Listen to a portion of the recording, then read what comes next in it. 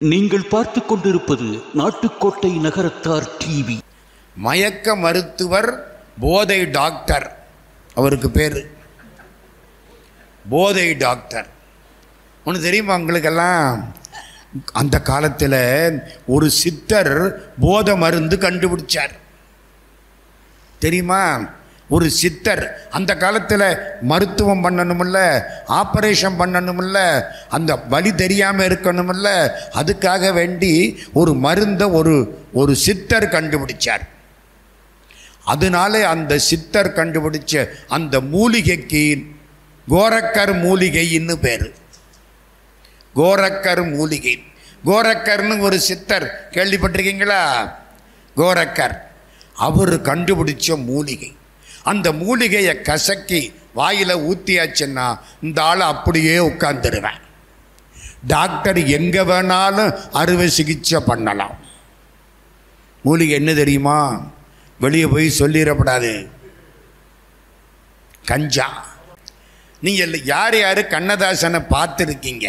கையை தூக்குங்க. அடே அப்பா, பரவாயில்ல. கொஞ்சம் கண்ணை மூடிக்கிடுங்க. கண்ணதாசன் எப்படி இருப்பாருன்னு நினச்சிக்கிட்டு இவரை பாருங்க. கிட்டத்தட்ட அதே மாதிரி இருப்பாரா இல்லையா? என்ன, கண்ணதாசனுக்கு பாதி, இவருக்கு முழுசு. அதானே? புரியுதா? அதான் வித்தியாசம்.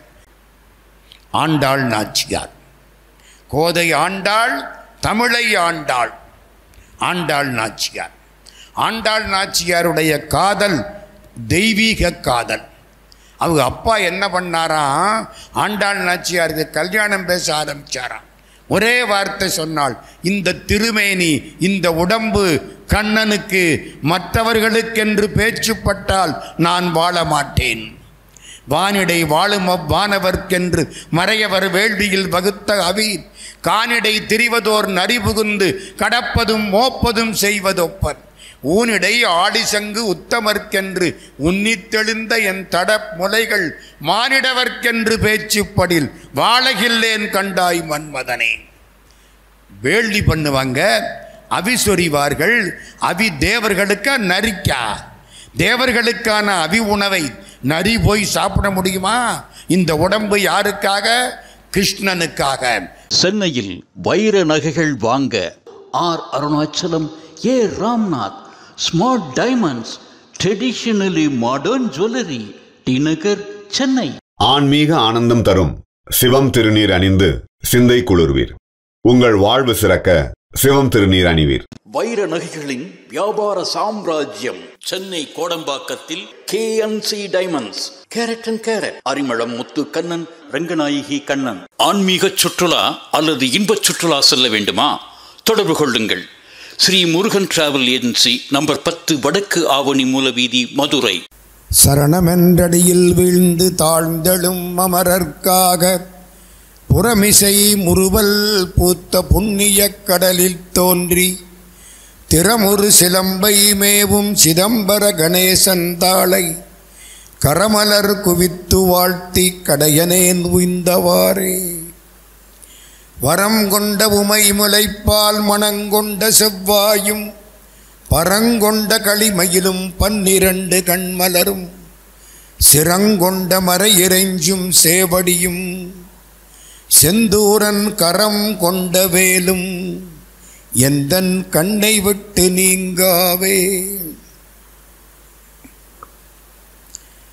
வணக்கத்திற்கும் மரியாதைக்கும் உரிய முத்தமிழ் அரசி, முனைவர், அன்புக்குரிய சகோதரி சரஸ்வதி ராமநாதன் அவர்களே, மிக சிறப்பான 3 நூல்களை வெளியிட்டு பிரசவ வேதனை இல்லாமல் மகிழ்ச்சியோடு அமர்ந்திருக்கக்கூடிய மருத்துவர் ஐயா அவர்களே,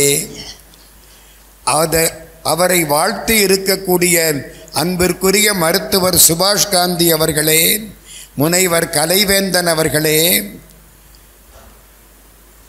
வந்து வாழ்த்தி விட்டு சென்றிருக்கக்கூடிய மேயர் அவர்கள் திருவடிகளையும் வணங்கி, வந்திருக்கக்கூடிய சான்றோர்கள் எல்லோரையும் வணங்கி, மிக சிறப்பாக இந்த நூலை பதிப்பித்திருக்கக்கூடிய வானதி பதிப்பகத்தின் உரிமையாளர் வானதி ராமநாதன் அவர்களை வணங்கி வந்திருக்கக்கூடிய எல்லோருக்கும் நன்றி சொல்லி என்னுடைய சிறப்பு உரையை இப்பொழுது தொடங்குகிறேன்.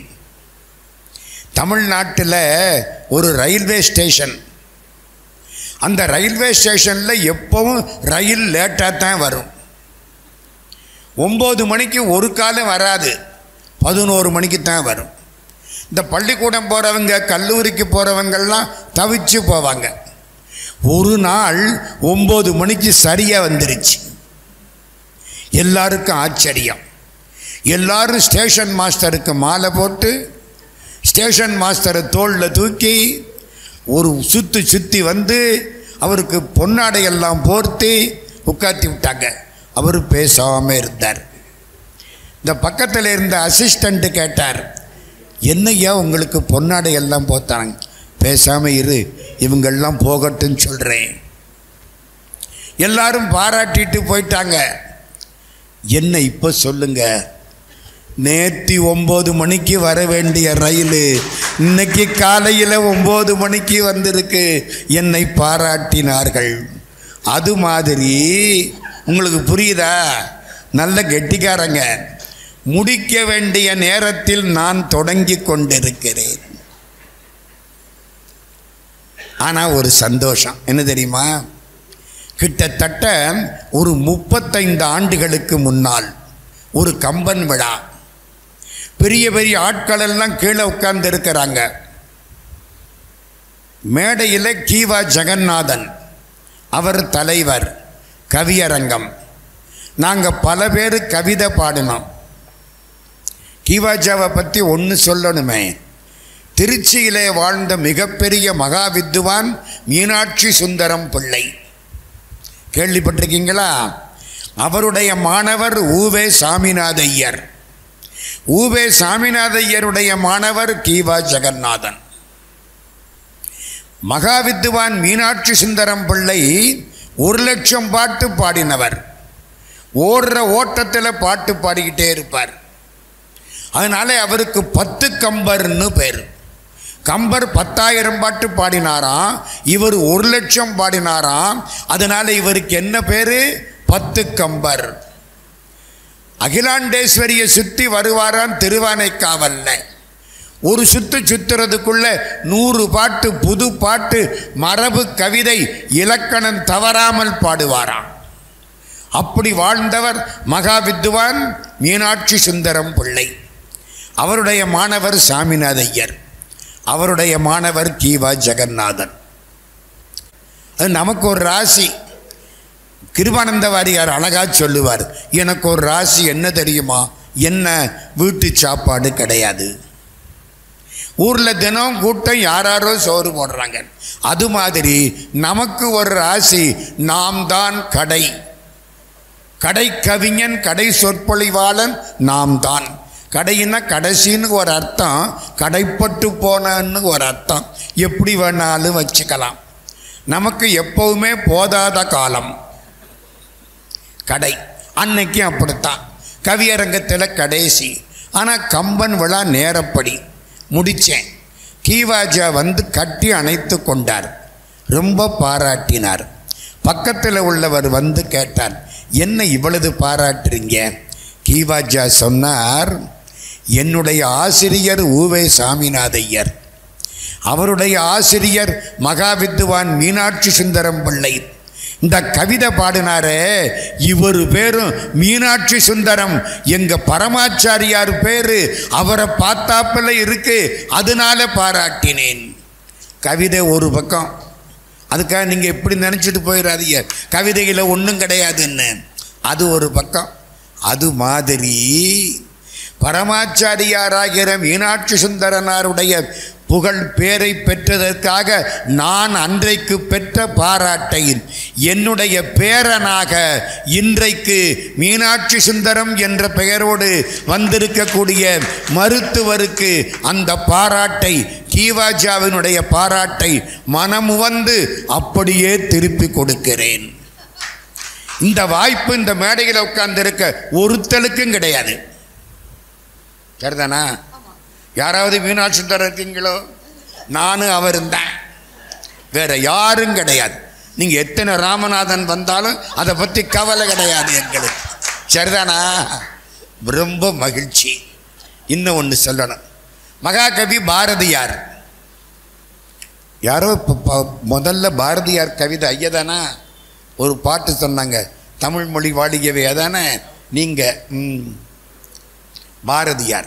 பாரதியார் பிறந்தது 1882 டிசம்பர் 11.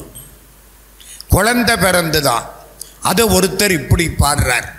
எட்டயபுரத்தில் சின்னச்சாமி என்பவர் மனைவிக்கு இடுப்பு வலித்தது.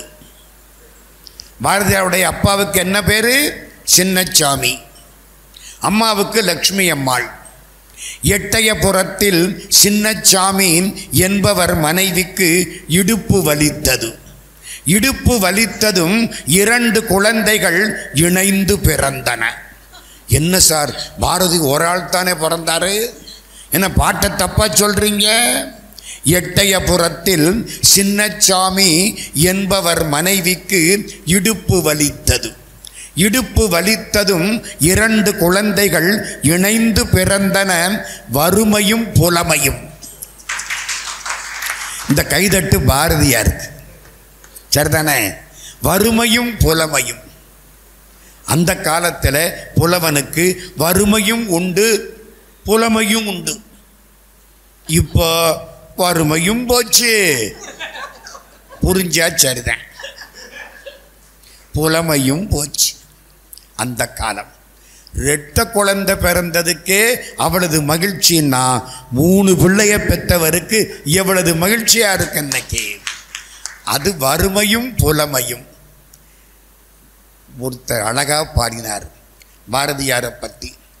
பொன்றாத நற்பெருமை போகாத நீள்வறுமை, பொன்றாத நற்பெருமை போகாத நீள்வறுமை, நன்றாக பாடுகின்ற நாவன்மை, நன்றாக பாடுகின்ற நாவன்மை என்றிவையே தான் பிறந்த அப்பொழுதே தாய் வயிற்றில் பெற்று வந்த வான்புலவன் பாரதிக்கு வாழ்த்து.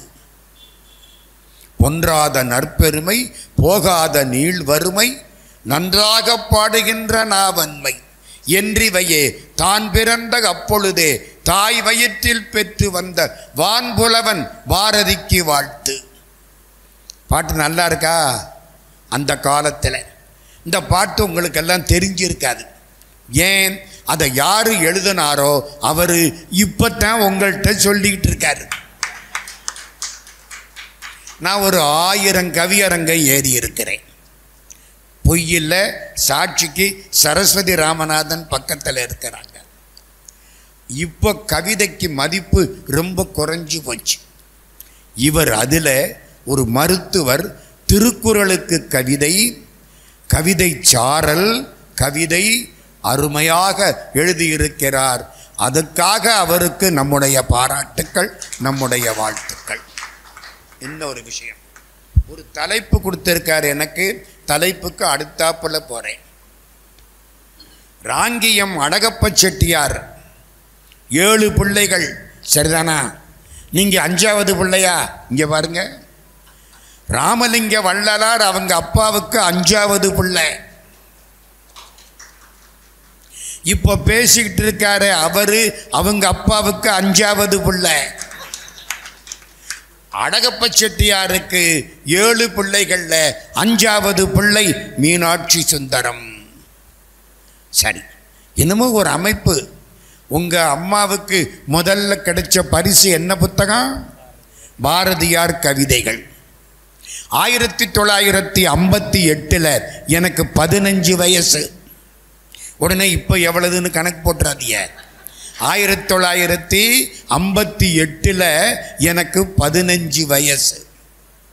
எங்கள் அப்பா ஒரு 2 புத்தகம் வாங்கிட்டு வந்து கொடுத்தாங்க. ஒரு புஸ்தகம் 1.5 ரூபா, இன்னொரு புஸ்தகம் 1 ரூபா. அப்போவெல்லாம் ரூபாய்க்கு மதிப்பு இருந்துச்சு. 1.5 ரூபா என்ன தெரியுமா? சக்தி வெளியிட்ட பாரதியார் கவிதைகள். ஒரு தப்பு கிடையாது, அருமையான புத்தகம். சக்தி வெளியீடு. சக்தி கோவிந்தன். சக்தி அதானே அருமையான புத்தகம், பாரதியார் கவிதைகள். ரெண்டாவது மர்ரே ராஜம் பதிப்பு திருவாசகம். எங்கள் அப்பா சொன்னது, சாயங்காலம் பள்ளிக்கூடம் விட்டு வந்த உடனே பாரதியார் கவிதைகளை வாய் விட்டு படிக்கணும். ராத்திரிக்கு வீட்டில் விளக்கேற்றி வச்சுட்டு திருவாசகம் படிக்கணும். நாங்கள் பாரதிக்கும் மாணிக்க வாசகருக்கும் வாழ்க்கப்பட்டு 60 வருஷம் முடிஞ்சு போச்சு. அப்போ முதல்ல கிடைச்சது பாரதியார் கவிதைகள். அதனால தான் பிள்ளை இப்படி பிறந்திருக்கு. புரியுதா? அவங்க அம்மாவுக்கு நம்முடைய பாராட்டுக்கள், வாழ்த்துக்கள். மயக்க மருத்துவர், போதை டாக்டர், அவருக்கு பேர் போதை டாக்டர். ஒன்று தெரியுமா உங்களுக்கெல்லாம்? அந்த காலத்தில் ஒரு சித்தர் போதை மருந்து கண்டுபிடிச்சார். தெரியுமா? ஒரு சித்தர் அந்த காலத்தில் மருத்துவம் பண்ணணுமில்ல, ஆப்ரேஷன் பண்ணணுமில்ல, அந்த வலி தெரியாமல் இருக்கணுமில்ல, அதுக்காக வேண்டி ஒரு மருந்தை ஒரு சித்தர் கண்டுபிடிச்சார். அதனால அந்த சித்தர் கண்டுபிடிச்ச அந்த மூலிகைக்கு கோரக்கர் மூலிகைன்னு பேர். கோரக்கர் மூலிகை. கோரக்கர்னு ஒரு சித்தர் கேள்விப்பட்டிருக்கீங்களா? கோரக்கர் அவர் கண்டுபிடிச்ச மூலிகை. அந்த மூலிகையை கசக்கி வாயில் ஊற்றியாச்சுன்னா இந்த ஆள் அப்படியே உட்கார்ந்துருவேன். டாக்டர் எங்கே வேணாலும் அறுவை சிகிச்சை பண்ணலாம். மூலிகை என்ன தெரியுமா? வெளியே போய் சொல்லிடப்படாது. கஞ்சா. கஞ்சாவுக்கு என்ன பேரு? கோரக்கர் மூலிகை. மவுண்ட் கைலாசத்துக்கு 3 தடவை போயிருக்கிறேன். கைலாசத்தை பார்க்கலாம், கிட்ட போக முடியாது. முதல் முறை போகிற பொழுது ஒரு ஹெலிகாப்டருக்காக காத்து கிடந்தோம். ஹெலிகாப்டர் வரலை. அந்த ஒரு சின்ன ஏர்போர்ட்டு எங்கே? திபேத்தில், நேபாளத்தில். நேபாளத்துக்கும் திபேத்துக்கும் நடுவில். திபேத்து சீனாக்காரங்க பொறுப்பு. அங்கே காத்து கடந்த போது எங்கூட 2 பெண்கள் வந்தார்கள். ஒரு 5-6 பேர் ஆண்கள், எல்லாரும் போயிருந்தோம். ஹெலிகாப்டருக்காக காத்திருந்தோம். அந்த அம்மா என்ன பண்ணிச்சு, போய் அங்கே ஒரு செடி இருந்துச்சு, இந்த மூலிகையை பறிச்சுக்கிட்டு வந்து கொடுத்தது. இது என்ன புதுசாக இருக்குது? உடனே எங்கள் கூட இருந்த ஒருத்தர் சொன்னார், அம்மா இதை இங்கே போட்டுருங்க. ஏன்? ஊருக்கு கொண்டுக்கிட்டு போனால் பிளேனில் உங்களை அரெஸ்ட் பண்ணிவிடுவாங்க. ஏன்? இதுதான் கஞ்சா. அந்த அம்மா அந்த கையை கழுவுனுச்சு பாருங்க. அப்புறம் 1000 தடவை கழுவி கஞ்சான்னு சொன்ன வாய கழுவி. அப்படி பாடு. அந்த காலத்திலே சித்தர்கள் மயக்க மருந்தாக அதை பயன்படுத்தினார்கள். பின்னாலே அது எப்படியோ கெட்டு போச்சு. மயக்க மருந்து இல்லைன்னா நம்ம ஆப்ரேஷனுக்கு ஒத்துக்கோமா? கோலாலம்பூரில் ஒரு டாக்டர், எனக்கு ரொம்ப நெருங்கிய நண்பர். அவரும் anaesthesia specialist, Kathiresan, doctor Kathiresan. நான் கோலாலம்பூர் போனால் அவர் வீட்டில் தான் தங்குறது. 20-25 முறை போயிருக்கிறேன். ஆனால் அவர் பேசினா மயக்கம் வராது. புரியுதா? இவர் கவிதை எழுதுனா மயக்கமும் வரும், மருத்துவமும் அப்படி இணைந்து. அவர்கிட்ட எனக்கு பிடிச்சது என்ன தெரியுமா? அது சொல்லிவிட்டு தலைப்பு கொள்ள போகிறேன். நீங்கள் யார் யார் கண்ணதாசனை பார்த்துருக்கீங்க? கையை தூக்குங்க. அடே அப்பா, பரவாயில்ல. கொஞ்சம் கண்ணை மூடிக்கிடுங்க. கண்ணதாசன் எப்படி இருப்பாருன்னு நினச்சிக்கிட்டு இவரை பாருங்க. கிட்டத்தட்ட அதே மாதிரி இருப்பாரா இல்லையா? என்ன, கண்ணதாசனுக்கு பாதி, இவருக்கு முழுசு. அதானே? புரியுதா? அதான் வித்தியாசம். இதே மாதிரி சிரிப்பு. எனக்கு ரொம்ப சந்தோஷம். நாங்கள் அவர் கூட பழகி இருக்கோம்மா எல்லாரும். அம்மா ரொம்ப பழகி இருக்காங்க. ஒரு 7-8 வருஷம் எத்தனை கவியரங்கங்கள், எத்தனை இடம், எல்லாத்துக்கும் சுற்றி இருக்கிறேன். இவர்கிட்ட எனக்கு பிடிச்சது 2 விஷயம். ஒன்று, இவருடைய கண்ணதாசன் மாதிரி தோற்றம். 2வது, கண்ணதாசனை படிக்கிற அத்தனை பேரும் திரைப்பட பாடல்களைத்தான் படிக்கிறார்கள். வெளியில் அவர் எழுதியிருக்காரு பாருங்க, அது திரைப்பட பாடல்கள் மாதிரி 10 பங்கு சிறப்பானது. போகிற போக்கில் பாடிட்டு போவார். சிலது கிடைச்சிது, சிலது கிடைக்கல. 1963 நான் சென்னை பச்சையப்பன் கல்லூரியில் எம்காம் படிச்சுக்கிட்டு இருக்கேன். 62, 64 பச்சையப்பன் கல்லூரி. ஒரு நாள் கவியரசு கண்ணதாசனை நம்ம கூட கூட்டிக்கிட்டு வந்து வைக்கணும். அப்போத்தான் முதல்ல எனக்கு தெரியும் அவரை கூட்டிக்கிட்டு. அப்போ இவ்வளவு பிரசித்தி கிடையாதவர். 1963, 64 கூட்டிக்கிட்டு வந்துட்டோம். பச்சையப்பன் ஹாஸ்டல், படிக்கட்டும் தமிழ் பாடும் பச்சையப்பன் கல்லூரி. வந்துட்டார், எங்கள் கூடவே இருந்தார். காலம்பரை மெஸ்ஸுக்கு சாப்பிட கூட்டிக்கிட்டு போகிறோம். பிஜி ஹாஸ்டல், எல்லாரும் போகிறோம். எல்லாருக்கும் சந்தோஷம். நல்ல குழந்தை மாதிரி சிரித்து பேசிக்கிட்டு வருவார். இப்படித்தான் இருப்பார், மறக்காதீங்க. அப்படி வந்தார். சாப்பிட உட்காந்தோம். இட்லி போட்டான். சின்ன இட்லியாக இருந்துச்சு. ஒரு பையன் சொன்னான், அண்ணே இதை பற்றி ஒரு பாட்டு பாடுங்க அண்ணே. இட்லி ஏ நிலைத்து போனாய், இட்லி ஏ நிலைத்து போனாய், நீ எந்த பயல் மீது காதலானாய், நீ எந்த பயல் மீது காதலானாய். அடுத்த வரியெல்லாம் எனக்கு மறந்து வச்சு 4 வரி எழுதினார். சந்தோஷமா ஓடுற ஓட்டத்தில் பாட்டு வரும். இம்மென்னு முன்னே 700 800 அம்பென்றால் 1000 பாட்டு கொட்டும். இந்த வேட்டி நுனிய அப்படி பிடிச்சிக்கிட்டு நடக்க ஆரம்பிச்சாருன்னா கவிதை கொப்பளிக்கும், எழுத முடியாது. அவர் பேசுகிற அவர் பாடுற வேகத்துக்கு கிட்டே இருக்கவங்க எழுத முடியாது. அவ்வளவு வேகமாக பாடுவார். நம்மளை மாதிரி தடுமாறி பாடுற ஆள் இல்லை. எது கைக்கு கிடைத்தாலும் எதுகையாக்கி, எது கைக்கும் ஏது இனிக்கும் என்பதின்றி எத்தனையோ பாட்டு பாடுறமே. அவர் அப்படி கிடையாது. ஓடுற ஓட்டத்தில் அவ்வளவு பாட்டும் அப்படி கொட்டும். எனக்கு மகிழ்ச்சி. இது கண்ணதாசன் அவை, அதற்கு அவர் தலைவர். கண்ணதாசன் மேலே இவருக்கு பக்தி இல்லை, பைத்தியம். கடவுள் மேலே பக்தி தேவையில்லையா, பைத்தியம் தேவையில்லையாம்மா? பைத்தியம்தான் தேவையில்லை. அப்படி பைத்தியம். அதுக்காக அவருக்கு நம்முடைய பாராட்டுக்கள், வாழ்த்துக்கள். 2 விஷயம் சொல்ல போகிறேன். ஒன்று, இந்த கொரோனா, அது அப்போவே யாரோ ஒரு அம்மா தான் சொன்னாங்க, கொரோனா பாட்டு. நான் இன்றைக்கி சாயந்தரம் வந்த உடனே இதையெல்லாம் எடுத்து ஒரு தரம் பார்த்தேன், என்னால் முடிஞ்ச அளவுக்கு. கொரோனாவை பற்றி பாடுற பொழுது ஒரு நல்ல கருத்து, சிறப்பான கருத்து. பறவைகளை விரட்டி விட்டோம், பட்டாம்பூச்சி ஒழித்து விட்டோம், அற வாழ்க்கையை துறந்தோம், அல்லலுற்றோம். இன்றைக்கு நமக்கு கொடுத்த தண்டனை, பறவையெல்லாம் போச்சு, ஓடி போச்சு. இப்போ வீட்டுக்குள்ளே உட்கார்ந்தானா எல்லா பறவையும் வந்துருச்சு. நல்லா இருந்தது. அந்த 2 வருஷம் பறவையெல்லாம் சந்தோஷமாக இருந்துச்சு. மனுஷன்தான் உள்ளே போய் முடங்கி போயிட்டான். பாடினது யாரு? நம்முடைய மருத்துவர் மீனாட்சி சுந்தரம். இன்னும் ஒன்று, பெருந்தலைவர் காமராஜர். நாங்கள்லாம் அந்த காலத்தில் அவருக்கு பக்கத்தில் நின்னவங்களுக்கு பக்கத்தில் நின்னவங்க. மறக்காதீங்க, மறக்காதீங்க.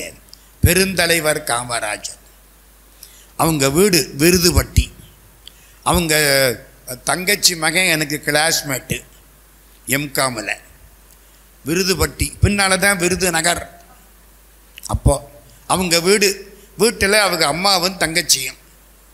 காமராஜர் முதலமைச்சர் வீட்டுக்கு போகிறார். காமாட்சி, அந்த அம்மா அப்படித்தான் கூப்பிடும், காமராஜான்னு கூப்பிடாது. காமாட்சி, மாதம் 100 ரூபா பணம் அனுப்புகிறேன், பத்தலை.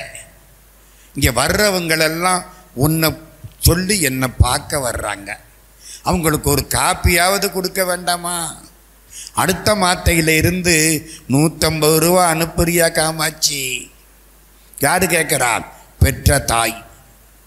இவர் பதில் சொல்கிறாரு, அவங்க உன்னை பார்க்கத்தான் வர்றாங்களே தவிர காப்பி சாப்பிட வரலை, அதனால நீ காப்பி கொடுக்க வேண்டாம், 100 ரூபா தான் அனுப்ப முடியும் என்னால். இப்படி ஒரு முதலமைச்சர் தமிழகத்தில் வாழ்ந்திருக்கிறார். காமாட்சி, போனால் போகுது, இந்த எதிர்த்தாப்பில் குழாயில் போய் தண்ணி பிடிக்க வேண்டியிருக்கு.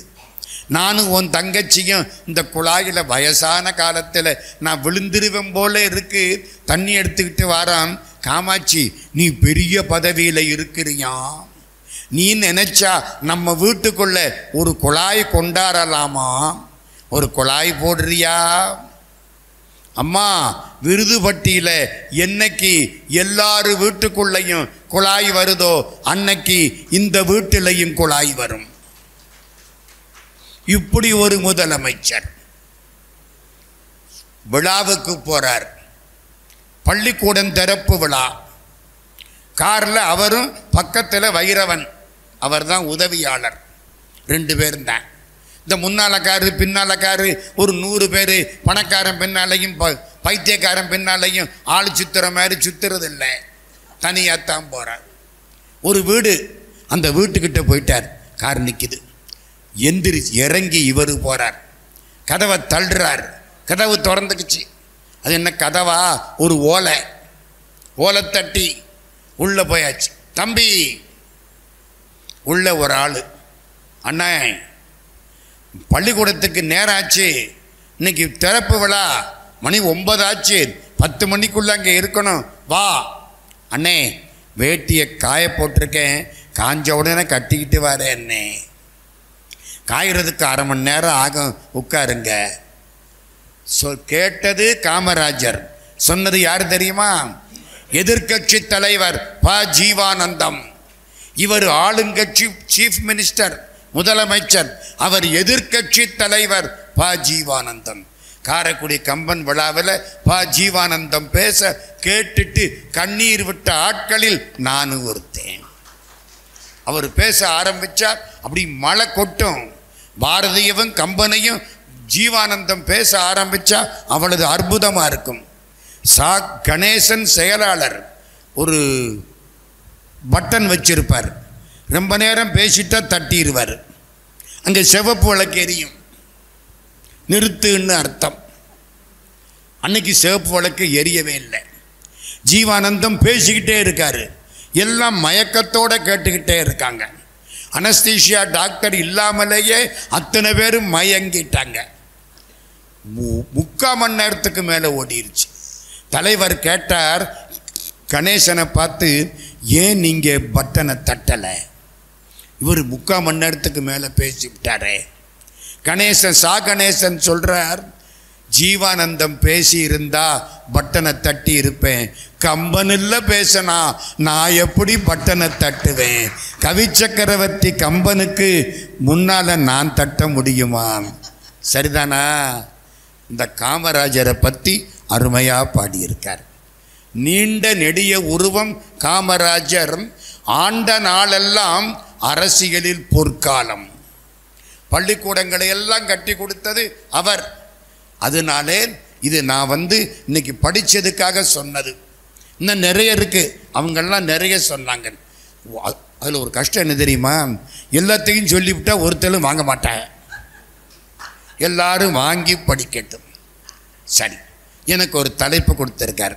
என்ன தலைப்பு? ஆழ்வார்களும் கண்ணதாசனும். கிட்டத்தட்ட 15 வருஷத்துக்கு முன்னால் வானதி பதிப்பகம் ஐயாவுடைய தந்தையார் திருநாவுக்கரசு அவர்கள் இருந்த பொழுது அந்த புத்தகம் வெளியிடப்பட்டது. வானதியில் ஒரு நூல் வெளியிடுகிறார்கள் என்றால் அது மிக மிக மிக மதிப்புக்கு உரியதாக இருந்தால்தான் வெளியிடுவார்கள். கண்ட நூல் அங்கே வராது.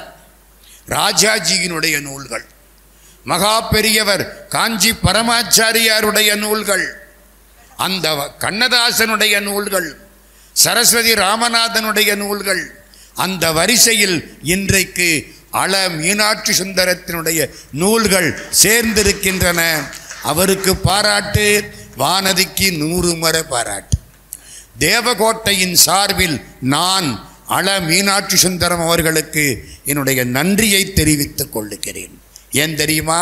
மேடையில் உட்கார்ந்திருக்க இத்தனை பேரில் 3 பேர் தேவகோட்டை. வானதி தேவகோட்டை, சரஸ்வதி அம்மா தேவகோட்டை, அடியேனும் தேவகோட்டை. 3 பேர் தேவகோட்டையின் சார்பில் நன்றியை தெரிவிக்கிறேன். இப்போ சுருக்கமாக 3 செய்திகள் ஆழ்வார்களும் கண்ணதாசனும். ரொம்ப சுருக்கமாக 3 செய்திகள். முதலாவது செய்தி, அந்த காலத்தில் பிள்ளை பெருமாள் ஐயங்கார்னு ஒருத்தர், கேள்விப்பட்டிருக்கீங்களா? ஆழ்வார்கள் எத்தனை பேர்?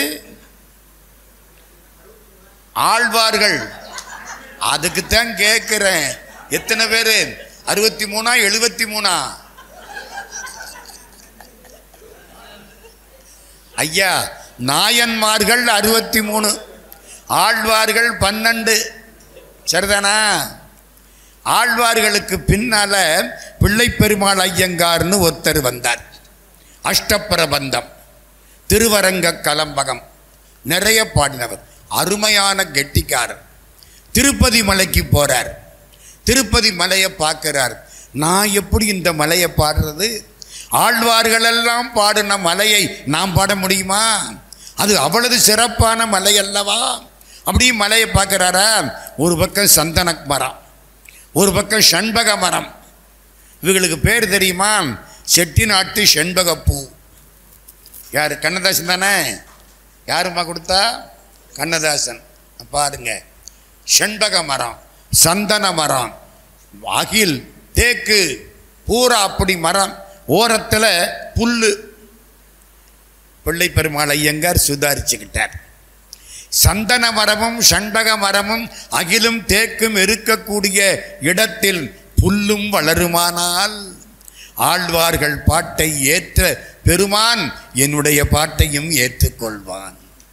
ஆழ்வார்கள் செந்தமிழை ஆதரித்த வேங்கடம் என் தாழ்வான புன்சொல்லும் தாங்குமால் ஏழ்பாரும் வெல்லும் கதிர்மணியும் வெம்பரலும் செஞ்சாந்தும் புல்லும் பொருத்தமையே போல். அது மாதிரி ஆழ்வார்கள் எந்த அளவுக்கு கண்ணனையும் ராமனையும் பாடினார்களோ அதற்கு கொஞ்சம் கூட சளைக்காமல் இன்றைக்கு உள்ள மக்களுக்கு புரிகிற மாதிரி எளிமையாக பாடியவர் கவியரசு கண்ணதாசன். இது முந்தி எழுதினது. இன்னைக்கு அதில் ஒரு 3 செய்தி மட்டும் சொல்லிட்டு முடிக்கிறேன். கண்ணன் அவங்க அப்பாவுக்கு எத்தனாவது பிள்ளை? 8வது பிள்ளை. கண்ணதாசன் எத்தனாவது பிள்ளை? 8வது பிள்ளை. என்னமோ ஒரு அமைப்பு. ஏன் ராமதாசன் பேர் வைக்கப்படாது? அவருக்கு ஆசை கண்ணதாசன் பேர். கண்ணன் மீது அவ்வளவு காதல். கிருஷ்ணா கிருஷ்ணா கிருஷ்ணா கிருஷ்ணா ஒரு பெரிய காவியம் எழுத தொடங்கினார். ஆனால் எழுத முடியலை. அதுக்குள்ள அமெரிக்காவுக்கு போய் வாழ்க்கை முடிஞ்சு போச்சு. இயேசு காவியம் மாதிரி ஒரு காவியம் எழுத வேண்டும் என்று ஆசைப்பட்டார். அது முடிக்க முடியலை. அது பாதியில் நின்று போய்விட்டது. கண்ணன் மீது அவ்வளவு ஆசை. உங்களுக்கெல்லாம் தெரிஞ்ச பாட்டு என்ன? கங்கை கரை தோட்டம் கேள்விப்பட்டிருக்கீங்களா? வயசானவங்களுக்கு தான் அதெல்லாம் தெரியும். இன்னைக்கு உள்ள பிள்ளைகள் எதையோ பார்க்குது. கண்ணதாசன் எழுதின பாட்டை மருமகளையும் மகளையும் பக்கத்தில் வச்சுக்கிட்டு கேட்கலாம். இன்னைக்கு வர்ற பாட்டை கேட்டா அப்படி திரும்பி பார்த்துக்க வேண்டியிருக்கு. புரியுதா? அப்படி பாட்டு கங்கை கரை தோட்டம். அது அம்மா பாடணும், நமக்கு என்னத்த குரல் வரும்? கங்கை கரை தோட்டம், கன்னி பெண்கள் கூட்டம், கண்ணன் நடுவினிலே. அதில் ஒரு வரி ரொம்ப முக்கியம். கண்ணன் முகம் கண்ட கண்கள் மன்னர் முகம் காண்பதில்லை. கண்ணனுக்கு தந்த உள்ளம் இன்னொருவர் கொள்வதில்லை. கண்ணன் வரு நாளில் கன்னி இருப்பேனோ காற்றில் மறைவேனோ. ஐயா, இதை கேட்டு நாங்கள் அழுதுருக்கோம் ஐயா. எத்தனை காலம் கேட்டு கேட்டு அழுதுருக்கிறோம்.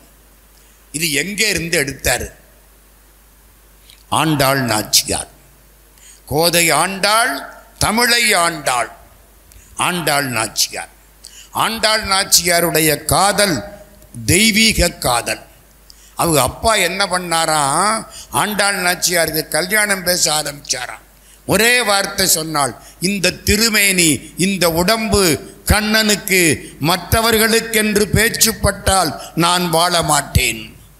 வானிடை வாழும் அவ்வானவர்க்கென்று மறையவர் வேள்வியில் வகுத்த அவி கானிடை திரிவதோர் நரிபுகுந்து கடப்பதும் மோப்பதும் செய்வதொப்பர் ஊனிடை ஆடிசங்கு உத்தமர்க்கென்று உன்னித்தெழுந்த என் தடப் முலைகள் மானிடவர்க்கென்று பேச்சுப்படில் வாழகில்லேன் கண்டாய் மன்மதனே. வேள்வி பண்ணுவாங்க, அவி சொறிவார்கள். அவி தேவர்களுக்கா நரிக்கா?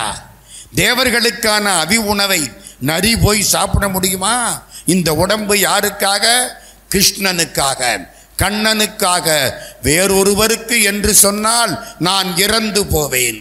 வானிடை வாழுமோ வானவர்க்கென்று மறையவர் வேள்வியில் வகுத்த அவி கானிடை திரிவதோர் நரி புகுந்து கடப்பதும் மோப்பதும் செய்வதொப்பன் ஊனிடை ஆடி சங்கு உத்தமர்க்கென்று உன்னித்து எழுந்த என் தடப் முலைகள் மானிடவர்க்கென்று பேச்சுப்படில் மனுஷனுக்கென்று சொன்னால் வாழகில்லேன் கண்டாய் மன்மதனே. இப்போ புரியுதா? கண்ணன் முகம் கண்ட கண்கள் மன்னர் முகம் காண்பதில்லை. கண்ணனுக்கு தந்த உள்ளம் இன்னொருவர் கொள்வதில்லை. அங்கிருந்து எடுத்தது. இப்படி நிறைய இருக்கு. ஒரு 3 செய்தி சொல்கிறேன். அவர் மாதிரி படித்த ஆள் கிடையாது. இத்தனைக்கும் பள்ளிக்கூடத்துக்கு போயெல்லாம் ஒழுங்காக படிக்கலை. அது பெரிய கதை. எங்கள் செட்டிநாட்டில் தேவகோட்டைக்கு பக்கத்தில் அமராவதி புதூர்னு ஒரு ஊர் இருக்குது. சுப்பிரமணியன் செட்டியார் குருகுலம். அங்கே தான் நம்ம கண்ணதாசன் அந்த காலத்தில் போய் படித்தது. 7ஆம் கிளாஸோ 8ஆம் கிளாஸோ. 8ஆம் கிளாஸ் படிக்கிற போது சைக்கிள் எடுத்துக்கிட்டு காரைக்குடிக்கு நடராஜா தியேட்டருக்கு படம் பார்க்க போயிட்டார். 8ஆம் கிளாஸ். கடுமையான ஹெட் மாஸ்டர். ராத்திரி இவர் வந்தாரா தாங்க முடியாத சண்டை. மறுநாள் காலையில் பெட்டி படுக்கையெல்லாம் தூக்கி வெளியில் போட்டு, டே முத்தையா நீ உருப்பட மாட்ட போ. இதெல்லாம் உங்களுக்கு எப்படி தெரியும்னு கேட்குறீங்களா? அந்த பள்ளிக்கூடத்தில் வெள்ளி விழா நடந்தபோது கவியரசு கண்ணதாசன் தலைமை தாங்கி இந்த கதையெல்லாம் சொன்னார்.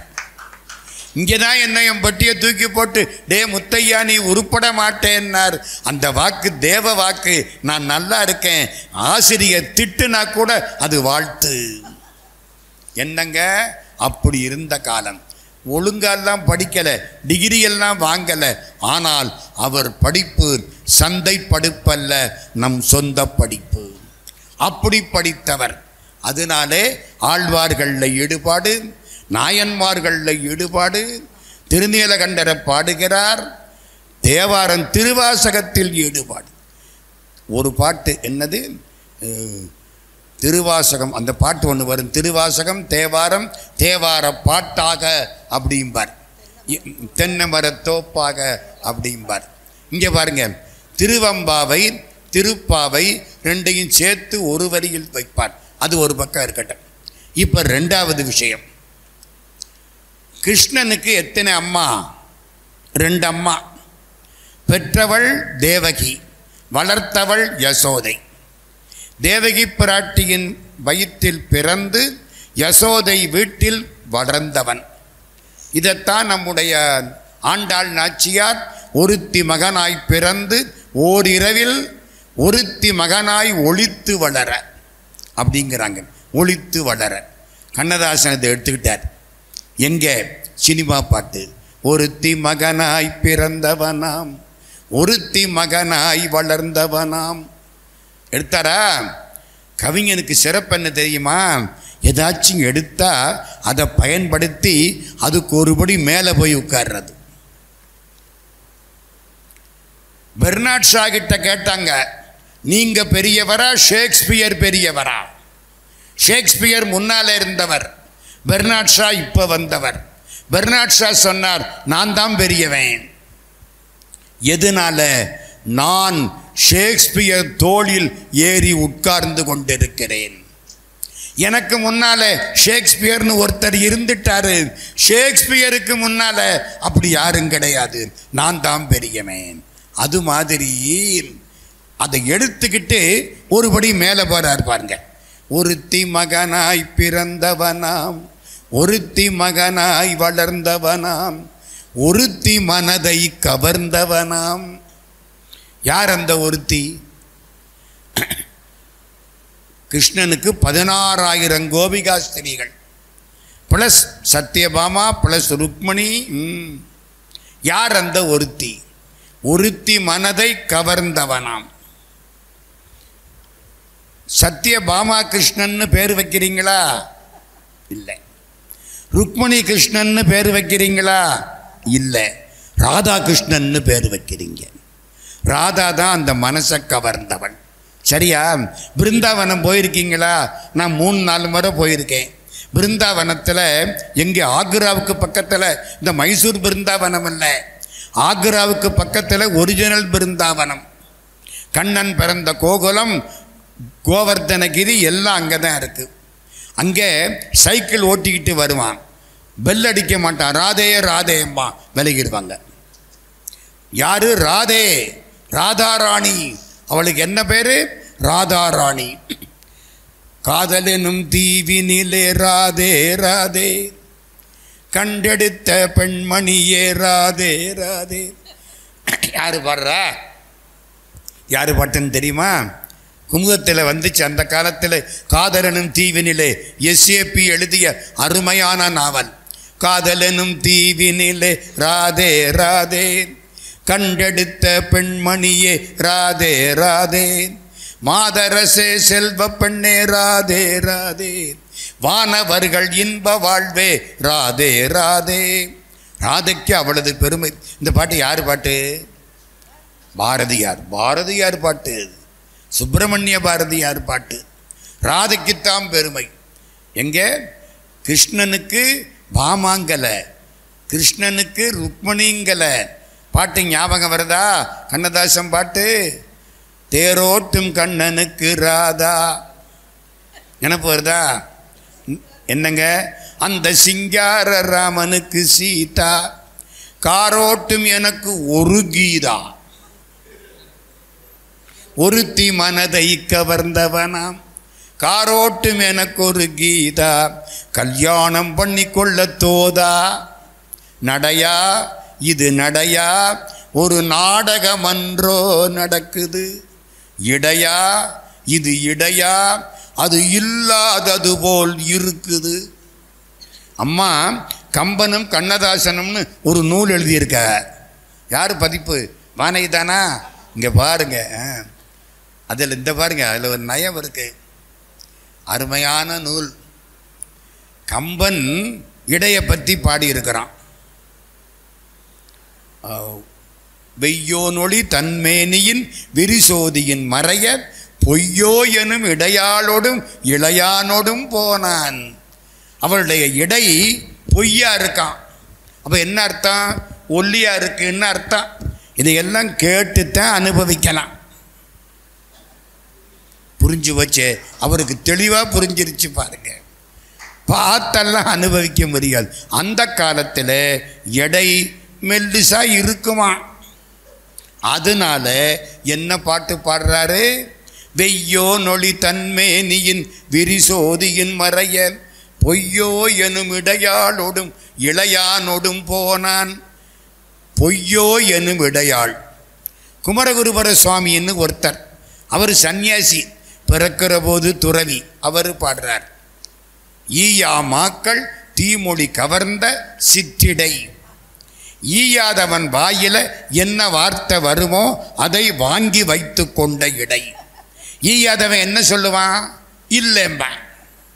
அப்ப இடை இல்லையாம். என்ன நயம் பாருங்க. கவிதைகளை நயம் பார்க்கிற பொழுது அற்புதமாக இருக்கும். இந்த இன்பம் இருக்க, 2 இன்பம் சிறப்பானது. ஒன்று செஞ்சொற் கவி இன்பம், இன்னொன்று ஈத்துவக்கும் இன்பம். இது செஞ்சொற் கவி இன்பம். பொய்யோ எனும் இடையாளோடும் இளையானோடும் போனான். அவர் ஈயா மாக்கள் தீமொழி கவர்ந்த சிற்றிடை. கண்ணதாசன் பார்த்தாரு. இதையெல்லாம் சொன்னால் நம்ம நாட்டில் புரிஞ்சுக்கிறதுக்கு நேரமாக, நடையா இது நடையா, ஒரு நாடகம் அன்றோ நடக்குது, இடையா இது இடையா, அது இல்லாதது போல் இருக்குது. முடிஞ்சு வச்சா புரியுதா? எளிமையாக கொண்டு வந்தவர். பாரதியார் சொல்லுவார், என்னுடைய பாடல் தீப்பெட்டியை விட சாதாரணமாக பரவ வேண்டும். மாட்டு வண்டி ஓடாத கிராமத்திலே கூட கண்ணதாசனுடைய பாட்டு வண்டி இன்னும் ஓடிக்கொண்டிருக்கிறது. அவர் மறைஞ்சது எப்போ தெரியுமா? 1981. எத்தனை வருஷம் ஆச்சு? 40 வருஷம் தாண்டிருச்சு. இன்னும் அந்த பாட்டு நல்ல பாட்டு காதில் கேட்டு கொண்டிருக்கிறது. இன்னும் ஒரு இடம், ஸ்ரீரங்கம் போயிருக்கீங்க, ஸ்ரீரங்கத்து பெருமாளை பார்த்துருக்கீங்க. ஸ்ரீரங்கத்து பெருமாள் பச்சை மரகதக்கல்லா வெள்ளைக்கல்லா? பச்சை மரகதக்கல் தெரியுமா? கல்லில் மரகதக்கல். மதுரை மீனாட்சி பச்சை மரகதக்கல். உத்தரகோசமங்க நடராஜா பச்சை மரகதக்கல். ஸ்ரீரங்கம் ரங்கநாதர் பச்சை மரகதக்கல். பக்கத்தில் மேலே அடித்தா பச்சை விட்டுரும், மேலே அடிக்க மாட்டாங்க, வெடிச்சிரும், பச்சை தாங்காது. வெளியில் மீனாட்சி சந்நிதியில் மேலே அடிக்கிறது இல்லை, வெளியில் அடிக்கிறது. ரங்கநாதர் சந்நிதியில் மேலே அடிக்கிறது இல்லை, வெளி மண்டபத்தில் மேளம். உத்தரகோசமங்க நடராஜா வெளியில் தான் மேளம். ஸ்ரீரங்கத்தை ரங்கநாதர் பச்சை. அங்கே ஒருத்தர் பாடுறார், தொண்டரடி பொடியாழ்வார், பச்சை மாமலை போல் மேனி. இந்த பாட்டு உங்களுக்கெல்லாம் தெரியுமா? ஏன்? சினிமாவில் வந்துருச்சு இல்லை, அப்போ தெரியாமல் என்ன செய்ய? இல்லாட்டி தான் நம்ம பாடுவோமா? பச்சை மாமலை போல் மேனி பவளவாய் கமல செங்கண் அச்சுதாக அமரர் ஏரே ஆயர்தம் கொழுந்தே என்னும் இச்சுவை தவிர யான் போய் இந்திரலோகமாடும் அச்சுவை பெரினும் வேண்டேன் அரங்கமா நகருளானேன் பச்சை மாமலை போல் மேனி.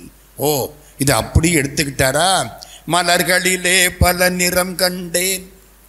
யார்? சிவாஜி கணேசன் பாடுவாரோ? அவர் தானே பாடுவார் அந்த படத்தில். ஆமாம், அதான் பெருமாள். திருமால் பெருமை, தொண்டரடி பொடி ஆழ்வார், சிவாஜி கணேசன். அவருக்கு அதிர்ஷ்டத்தை பாருங்க. சிவாஜி கணேசனை பாடினாரு, டிஎம் சௌந்தரராஜன் பாடினாரு, சிவாஜி பாடினாருன்னு ஒரு சந்தோஷம். அதில் பின்னால் ஒரு வரி, பச்சை நிறம் அவன் திருமேனி பவள நிறம் அவன் செவ்விதழே பச்சை மாமலை போல் மேனி பவளவாய். ரெண்டு வந்துருச்சா? பச்சை நிறம் அவன் திருமேனி பவள நிறம் அவன் செவ்விதழே. இது தொண்டரடிப்பொடி ஆழ்வார். ஒருபடி மேலே, மஞ்சள் நிறம் அவன் தேவி முகம். பக்கத்தில் இருக்கிற மகாலட்சுமி ஸ்ரீரங்கத்து பெருமாள், அவளுக்கு பேர் தெரியுமா? ரங்கநாச்சியார், படிதாண்டா பத்தினி. கோயிலை விட்டு வெளியே வரமாட்டா. ஒரு வருஷத்தில் ஒரு நாள் பெருமாள் அங்கே போய் அவள் பக்கத்தில் உட்கார்ந்து இருப்பார். அதுக்கு சேர்க்கைன்னு பேர். அத்தனை பேரும் கூட்டமாக போய் பார்ப்பாங்க. அவள் ஒரு காலம் தன் இடத்தை விட்டு வரமாட்டா. ஸ்ரீரங்க நாச்சியார், படிதாண்டா பத்தினி. அவள் எப்படியா? பொன்னரம் மஞ்சள் நிறம் அவன் தேவி முகம். அடுத்த வரிதான் முக்கியம். வெண்மை நிறம் அவன் திருவுள்ளம். அவன் மனசு வெள்ளையான மனசு. கடவுளும் குழந்தையும் தாங்க வெள்ளையான மனசு. நமக்கெல்லாம் மனசா கருத்து போச்சு. பிறக்கிற போது நல்லாத்தான் பிறந்தான். எல்லா குழந்தையும் நல்ல குழந்தைதான் மண்ணில் பிறக்கையிலே.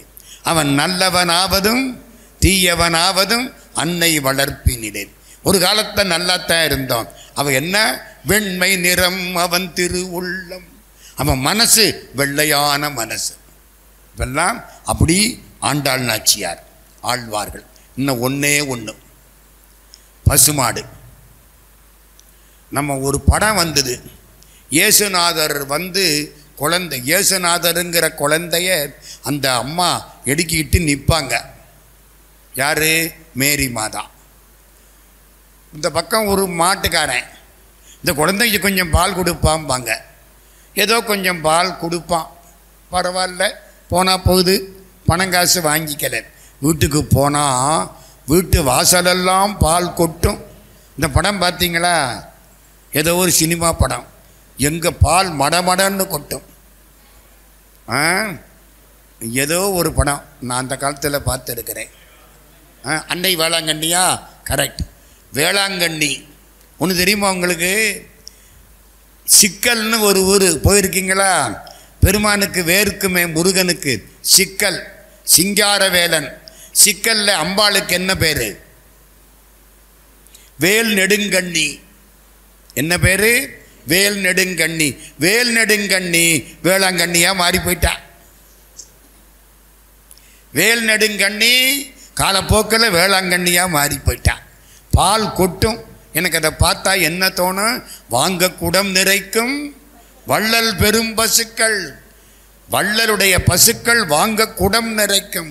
குடத்துக்கு மேலே பொங்கி வருமா. வாங்க குடம் நிறைக்கும் வள்ளல் பெரும் பசுக்கள். கண்ணதாசனுக்கு இந்த வரி மனசில் பதிஞ்சுதா?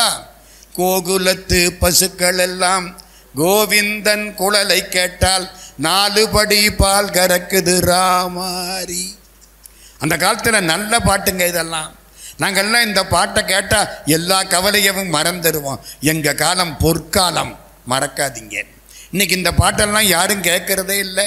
என்னத்தையோ ஒன்று கையில் வச்சுருக்கோம். வீடு வரை லேண்ட்லைன், வீதி வரை ஹேண்ட்ஃபோன், காடு வரை செல்லு, கடைசி வரை பில்லுன்னா அது மாதிரி ஒரு செல்லை கையில் வச்சுக்கிட்டு பொண்டாட்டியை காணோம்னா கூட தேட மாட்டேங்கிறேன், செல்லை காணோம்னா தேடுறேன். அந்த பாடு வாழ்க்கை அப்படி ஆகிப்போச்சு. அந்த காலத்து பாட்டு. கோகுலத்து பசுக்கள் எல்லாம் கோவிந்தன் குழலை கேட்டால் 4 படி பால் கறக்குது ராமாரி. அந்த மோகனனின் பேரை சொல்லி மூடி வைத்த பாத்திரத்தில் 3 படி நெய் இருக்குது கிருஷ்ணாரி. என்னங்க கொட்டுது சந்தம், இலக்கணம், ஒரு வரி கூட தலை தட்டாது. கண்ணதாசன் மெட்டுக்கு பாட்டு எழுதுகிற பொழுது ஒரு வரி கூட தலை தட்டாது. அதில் எதுக மோனே? தேரோட்டும் கண்ணனுக்கு ராதா. அந்த தேரோட்டுக்கு ஒரு மோனை வேணுமா? சிங்கார ராமனுக்கு சீதா. தேரோட்டமுக்கு ஒரு எதுக வேணுமா? காரோட்டும் எனக்கு ஒரு கீதா. காரோட்டமுக்கு ஒரு மோனை வேணுமா? கல்யாணம் பண்ணி கொள்ள தோதா. திரை இசை சினிமா பாட்டில் இலக்கியத்தை கொண்டு போய் வச்சு தமிழ் பாடல்களை வாழ வைத்தவர் கண்ணதாசன். இன்னைக்கு எல்லாரும் பாடுறாங்கன்னா அந்த நயம் இருக்கே. நம்ம பாடு இன்னைக்கு எவனுமே அதை பற்றி கவலைப்படுறதே கிடையாது. கவிஞனுக்கு கழுதைக்கும் எருமைக்கும் உள்ள பொறுமை வேணும். வேகமாக எழுதப்படாது. பொறுத்து இருந்து அது பொங்கி வரணும். வர்ற பொழுது பாட்டு அருமையாக இருக்கும். இதனால் இத்தனை பாட்டுக்கள் நான் குறித்து வந்தது ரொம்ப வேகமாக குறித்தேன். நமக்கு இன்றைக்கி அநேகமாக நேரம் கிடைக்காது அப்படின்னு நினச்சேன். உங்கள் புண்ணியத்தில் இன்னைக்கு இவ்வளவு நேரம் கிடைச்சிருக்கு.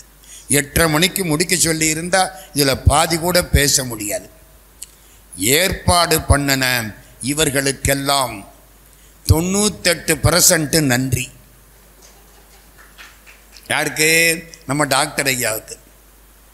இருந்து கேட்டீங்க பாருங்க, 8:30க்கு மேலே உங்களுக்கு 100% நன்றி. அங்கே உட்காந்து கேட்டாவல்ல தெரியும். இங்கே உட்காந்து பேசுறது பேசிவிடலாம், அது என்னமோ தெரியலை. மேடையில் பேசுகிற பொழுது கீழே உட்காந்து கேட்டால் அப்படியே தூக்கம் சுகமாக வரும். எந்த டாக்டரும் எந்த ஊசியும் போட வேண்டாம், சுகமாக வரும். இமய மலையை இமையில் கட்டி இழுக்கிறாப்பில் இருக்கும். இமய மலையை இமையில் கட்டி இழுக்கிறாப்பில் தூக்கம் வரும். வருதா இல்லையா? இங்கே பாருங்க கடைசியில் தூக்கம் வரும்.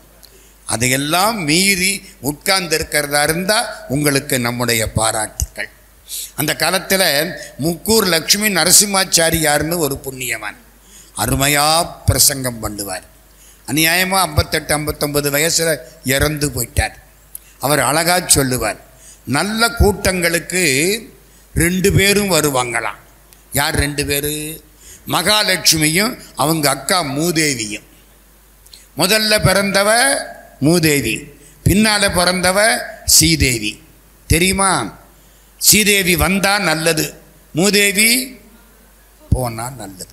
2 பேரும் நாரதர்கிட்ட போனாங்களாம். நாங்கள் யார் அழகி சொல்லுங்கோ. அழகு போட்டி. அதுக்கு நடுவர் நைஷ்டிக பிரம்மச்சாரி நாரதர். கேட்டுக்கிடுங்க, அழகு போட்டி. அவர் பார்த்தார், லக்ஷ்மி தான் அழகுன்னு சொன்னால் மூதேவி நம்மள்கிட்ட வந்துடுவான். மூதேவி தான் அழகுன்னு சொன்னால் லக்ஷ்மி போயிடுவான். நாரதர் விவரமான ஆள். கொஞ்சம் தூரம் நடந்து போயிட்டு வாங்க. நடந்து போனாங்க, வந்தாங்க. லக்ஷ்மி உனக்கு முன்னழகு அதிகம், மூதேவி உனக்கு பின்னழகு அதிகம். கெட்டிக்காரரா இல்லையா? முக்கூர் லட்சுமி நரசிம்மாச்சாரியார் அழகா சொல்லுவார், ஒரு கூட்டத்துக்கு யார் வருவாங்களாம்? மூதேவியும் சீதேவியும் வருவாங்களாம். இப்படி பார்ப்பாங்களாம். யாரெல்லாம் சுறுசுறுப்பாக உட்கார்ந்து கேட்குறாங்களோ அவங்க தோளில் மகாலட்சுமி போய் உட்கார்ந்துக்குவாளாம். இவர் தோளில் மகாலட்சுமி இருக்கா? தெரியுதா? தெரியலையா? அறிவுள்ளவங்களுக்கு தான் தெரியும். தெரியுதில்ல அம்மா? உங்களுக்கு தெரியுதில்ல? பாருங்க, நல்லா கேட்குறவங்க தோளில் யார் உட்காந்துக்குவா? மகாலட்சுமி. இந்த ஓரத்தில் உட்காந்து இப்படி தூங்குறான் பாருங்க, அதன் தோளில் மூதேவி போய் உட்காந்துக்குவாளாம். வீட்டுக்கு போகிறபோது அவங்கவுங்க வீட்டுக்கு அவங்கவுங்க போயிடுவாங்களாம். இந்த கூட்டத்துக்கு வந்த அத்தனை பேர் தோள்லையும் மகாலட்சுமி இருக்கிறாள். எல்லோரும் சிறப்பாய் கேட்டார்கள். அதுக்காக இதை சொன்னேன். ஒரு பேச்சு நல்லா இருக்கணும்னா அதுக்கு பேசுகிறவங்க காரணம் இல்லை, கேட்குறவங்க காரணம். நீங்கள் அசந்து உட்கார்ந்தா நானும் ஒரு ஓரத்தில் தூங்கிடுவேன் இல்லையா? நல்ல முகங்கள், உங்களுக்கு நன்றி. ஏற்பாடு செய்த நம்முடைய டாக்டருக்கு நன்றி. ஒன்று சொல்கிறேன், இன்னும் நிறைய எழுதணும். எழுதுகிற போது இன்னும் நிறைய படிக்கணும். படித்தாத்தான் எழுத முடியும். எவ்வளவுக்கு படிக்கிறீங்களோ அவ்வளவுக்கு கவிதை திருத்தமாக வரும். அதான் அந்த காலத்தில் அப்படித்தானே. கம்பராமாயணத்தை முழுக்க படிங்கள். அறிஞர் அண்ணாட்ட போய் ஒருத்தர் கேட்டாராம், நான் கவிதை எழுதணும், எதை படிக்கணும்? கம்பராமாயணத்தையும் திருவாசகத்தையும் படிக்கினார். யார்? கம்பராமாயணம் வேண்டாம்னு ஆரம்பித்தவர். கம்பராமாயணத்தையும் திருவாசகத்தையும் படி, கவிதை நல்லா வரும். பாரதிதாசன், அவர் பையன் புள்ள பேரு மன்னர் மன்னனுக்கு பாடம் சொல்லி கொடுக்க ஒரு தமிழ் வாத்தியாரை ஏற்பாடு பண்ணாங்களாம். மன்னனுடைய வாத்தியார் வந்து பாரதிதாசன்கிட்ட கேட்டாராம், நான் தம்பிக்கு என்ன பாடம் நடத்த? திருவிளையாடல் புராணம் நடத்து. என்ன? மீனாட்சி கோயில் மதுரை 64 திருவிளையாடல். எத்தனை திருவிளையாடல்? 64 திருவிளையாடல். அதை எழுதினது திருவிளையாடல் புராணம். பரஞ்சோதி முனிவர். திருவிளையாடல் புராணத்தை பாடம் எடு. ஏன்? தமிழ் அருமையா இருக்கும். தொண்டர்நாதனை தூதிடை விடுத்ததும், முதலை உண்ட பாலனை அழைத்ததும், எலும்பு பெண் உருவாய் கண்டதும், மறை கதவினை திறந்ததும், கன்னி தமிழ் சொல்லோ மறுபுலச் சொற்களோ சாற்றீர். தமிழ் தாண்டா இவ்வளதையும் சாதிச்சுது. தமிழ் இயக்கத்தை நடத்தினவர் பரஞ்சோதி முனிவர். போதும், நீங்கள் இவ்வளவு நேரம் கேட்டதுக்காக உங்கள் திருவடிகளுக்கு நன்றி. ஐயா அவர்களுக்கு நன்றி. விரைவில் மருத்துவத்தை பற்றிய நூலை அதற்கு தகுதியும் திறமையும் வாய்ந்த மருத்துவர் எழுதுவார். அந்த வெளியீட்டு விழாவில், வானதியினுடைய அந்த வெளியீட்டு விழாவில் நாம் மீண்டும் சந்திப்போம் என்பதை சொல்லி அவர்களுக்கு நம்முடைய வாழ்த்துக்களை தெரிவித்து, என்னையும் ஒருவனாக்கி இருங்கடல் சென்னியில் வைத்த சேவக போற்றி என்ற திருவாசகத்தை நினைவு செய்து, நெஞ்சத்தே நின்று நிறைவு தரும் மீனாட்சி கஞ்சமலர் சேவடிக்கு கைகூப்பித் தெண்டனிட்டு, கம்பனை பற்றி கண்ணதாசன் அன்றைக்கு எழுதினார். காலமெனும் ஆழியினும் காலமெனும் ஊழியினும் காற்று மழை ஆழியினும் சாகாது கம்பனவன் பாட்டு, அது தலைமுறைக்கு எழுதி வைத்த சீட்டு. கம்பனை பற்றி கண்ணதாசன் எழுதியது கண்ணதாசனுக்கும் பொருந்தம் என்பதை சொல்லி இந்த உரையை நிறைவு செய்கிறோம். நன்றி, வணக்கம்.